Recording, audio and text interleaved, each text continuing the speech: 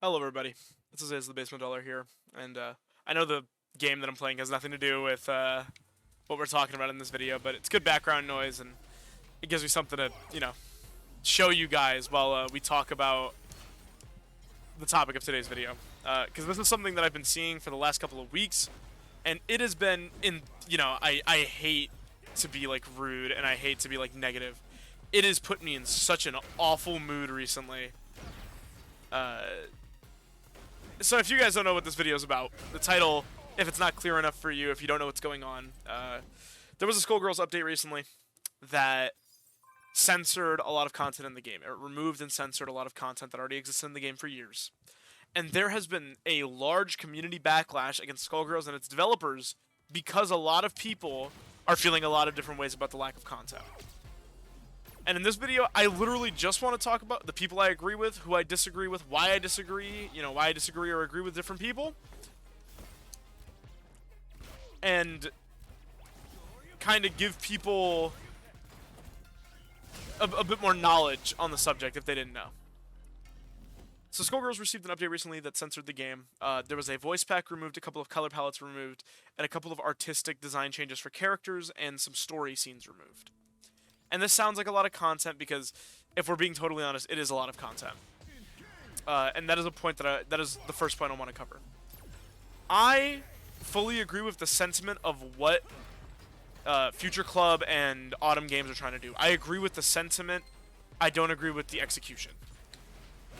They removed a bunch of things from the game that they deemed as offensive or controversial. Because they are trying, this is a modern Skullgirl. This is modern day Skullgirls. They're trying to move past the age of Mike Z, like Mike Z Skullgirls. They're trying to move past that. And every time they do something to try to further something from Mike Z's image, people always retaliate in a very negative way because he is the original creator. And while I agree that respect should be given to Mike Z for creating the game, it is undeniable that Mike Z, he was an incredibly strange man and had some very peculiar tastes when it came to designing the game and its characters. And let's talk about what got removed. So, first and foremost, story mode scenes. They removed the intro of Big Band and Philia story modes. If you don't remember, or for those of you who don't know, Big Band story mode opens up with him talking about being a cop in the New Meridian, and the intro of a story ends with him being beaten to death by a group of cops.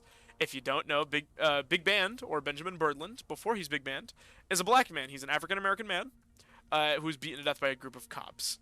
And the developers saw this as a bit dicey given recent political and events in general. When it comes to the black community in America. This scene, I'm 50-50 about its removal. Because on one hand, I do understand why it's removed. Obviously, for the imagery of a black man being beaten to death by police. Out of context, it's a bad-looking scene.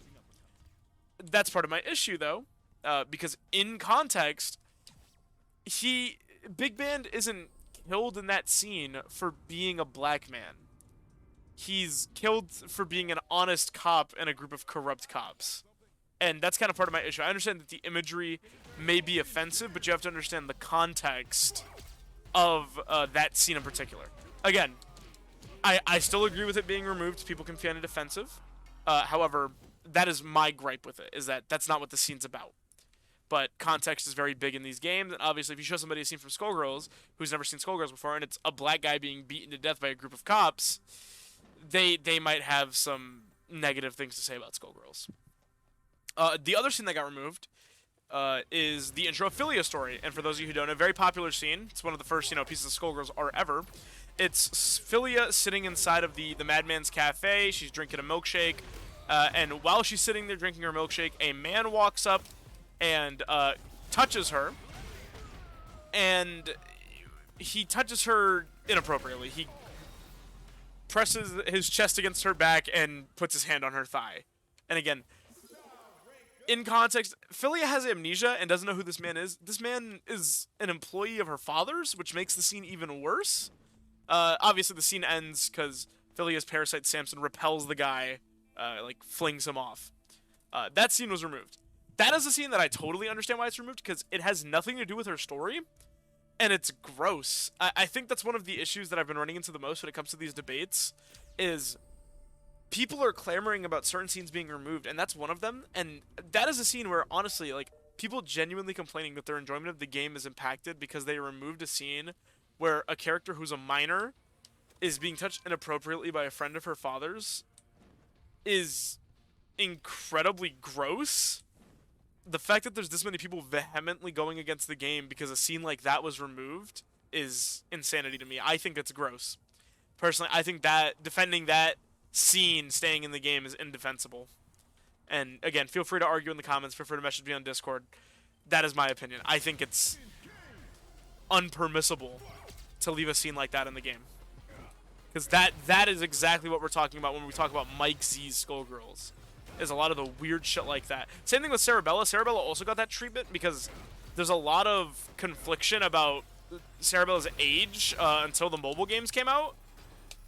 And not only that, she's wearing, for a game that is rated 13+, she's wearing an incredibly skimpy outfit at the end of her story. Like, a very sexually suggestive outfit. Again, I'm not getting mad about it because I hate being the negative guy and I hate using terms like this, but I'm not some, like, porn-addicted weirdo who thinks that every fighting game needs to be the most, like, sexually provocative thing ever to be enjoyable. And I think that's my issue, is that a lot of people who are complaining about stuff in Skullgirls are those very people. These incredibly, like... Again, I'm stumbling a lot because I don't want to say something incredibly mean, but just porn-addicted weirdos. That's the best way to describe it. It's just weirdos who are arguing because they're removing a gross scene from a game that's not impacting their enjoyment of the game in the slightest. And that's the part that bothers me a lot. Is that the scene literally does nothing to you if it's removed. How often are you replaying her story? How often are you looking at that picture in the art gallery? You know what I mean? I think it's weird. That it's personally very weird to me.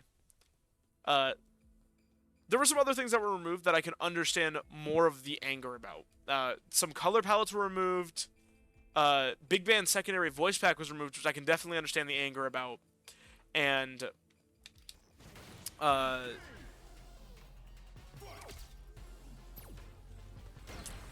the reason Big Band's voice pack was removed was more for the name, because it was called, you know, Saxploitation, Blaxploitation, you know, the pun. It didn't go over well. It's been removed. That one I'm a little less forgiving about. I feel like they could have just changed the name of the voice pack to distance it from that theme instead of fully removing the voice pack. And that's a complaint that I have seen a lot that I agree with, is that they are removing content that people did in fact pay for. And that, I do feel, is a much bigger issue. Because, you know, again, this is a game that people are paying money for. This is a game that, you know, it's not free to play. It's not like a new game that just came out. It's a 10-year-old game that's had some of this content for a very long time. And I've been hearing people talk about, like, a happy middle ground, and I agree with some of their points, where there should have just been a setting in the game to enable more mature content if you wanted to keep all this stuff intact, but the content's already been removed, so the likelihood of an update like that, you know, actually being added is a little rare, a little, you know, unrealistic, I guess. But that's, you know, I agree with that point. There should have been just a setting to disable the content if you didn't want to see it.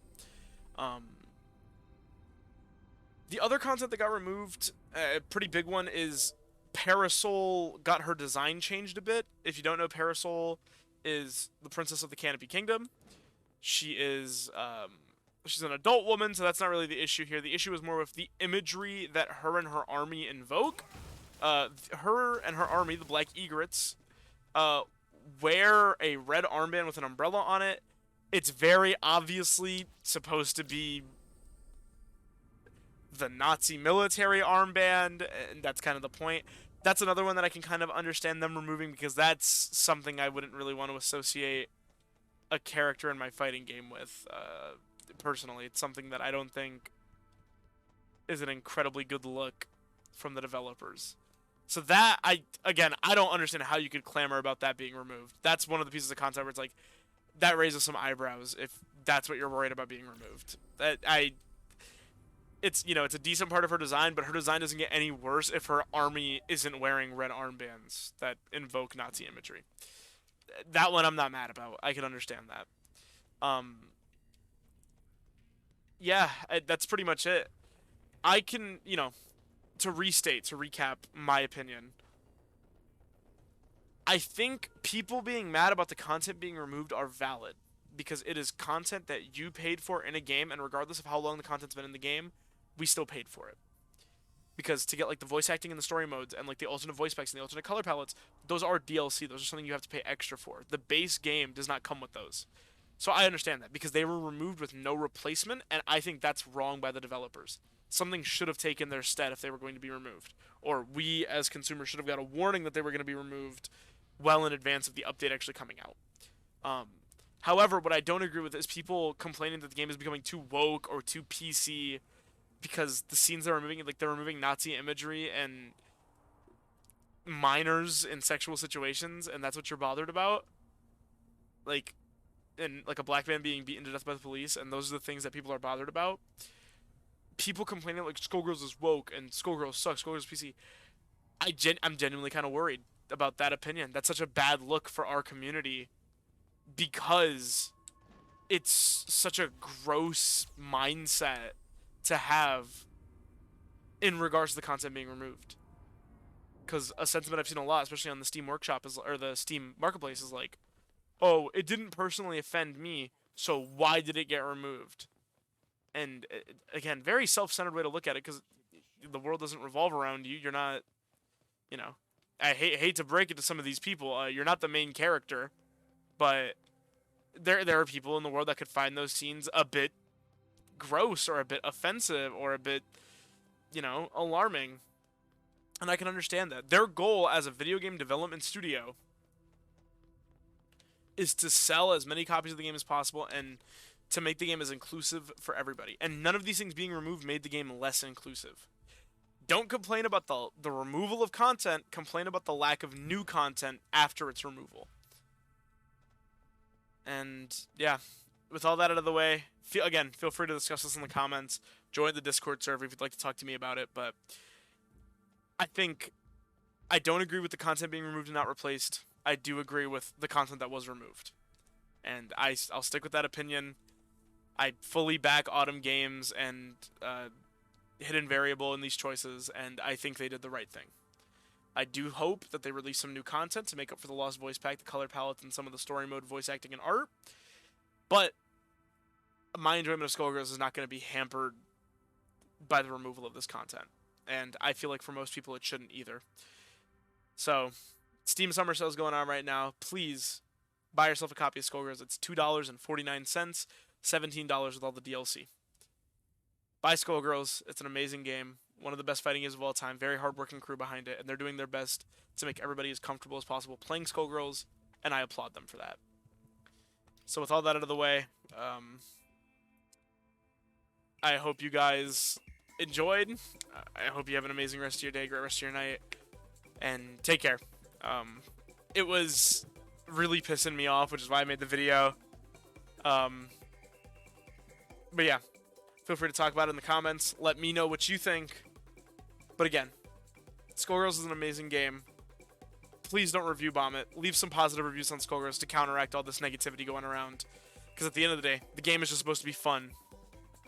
And some very gross and weird people are turning this into a very different debate.